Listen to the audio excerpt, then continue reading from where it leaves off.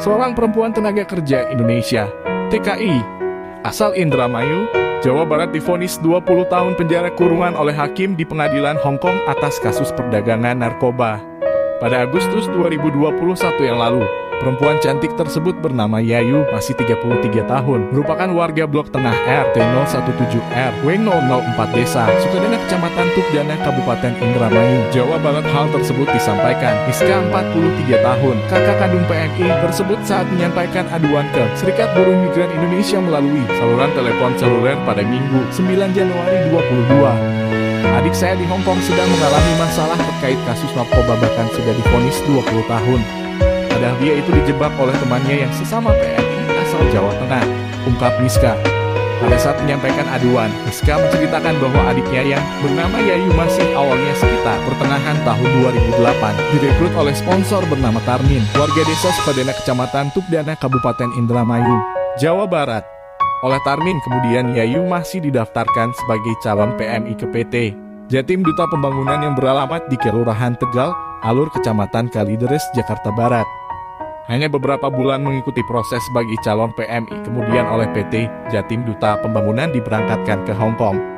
Setibanya di Hong Kong, kemudian adik saya kerja di majikannya. Namun baru 1 tahun bekerja, entah kenapa Yayu masih kabur dari tempat majikannya dan memilih untuk kerja di luaran, tutur Miska. Lanjutnya, pada saat Yayu masih keluar dari rumah majikan, terus memilih untuk tinggal di kosan dan bekerja di luar. Dirinya mengaku jarang berkomunikasi dengan adik cantiknya itu dikarenakan kesibukan kerja. Pada awal Desember 2019, Miska dikagetkan dengan nomor telepon yang tidak dikenali telepon dirinya. Setelah dijawab, ternyata Yayu masih yang telepon menggunakan ponsel milik pengacaranya. Adiknya itu menyampaikan bahwa dirinya ditangkap oleh polisi Hong Kong karena di kamar kosnya terdapat barang paketan berisi narkoba jenis heroin milik temannya sesama TKI asal Jawa Tengah. Setelah adik saya ditangkap, pada saat di persidangan padahal selalu tidak mengakui bahwa barang tersebut miliknya, namun hakim memvonis 20 tahun penjara terhadap dia. Namun pengacaranya mengajukan banding. Selama 2 tahun lebih Yayu masih bermasalah hukum di Hong Kong. Namun pihak KJRI belum pernah menginformasikan ke keluarga maupun ke dirinya terkait kasus yang menjerat adiknya.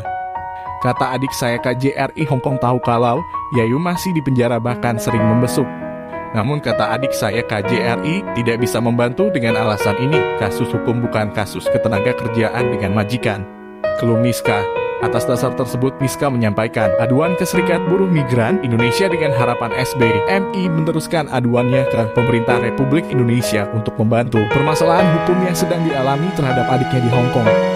Karena saya tidak paham, sehingga saya menyampaikan aduan ke SBMI untuk membantu memperjuangkan adik saya yang sedang menghadapi permasalahan hukum di Hong Kong. Harapnya.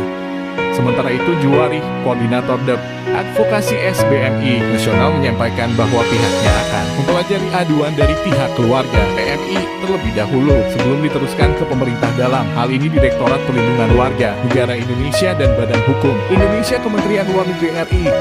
Tentunya SBMI siap untuk memperjuangkan aduan dari keluarga PMI. Akan tetapi kami terlebih dahulu mempelajari aduan dari keluarga sebelum diteruskan ke pemerintah. Dan SBMI juga akan mempertanyakan ke Kemlu, kenapa ada WNI yang bermasalah hukum di luar negeri namun pihaknya sudah 2 tahun lebih belum juga menginformasikan secara tertulis ke pihak keluarganya, pungkas Juwari.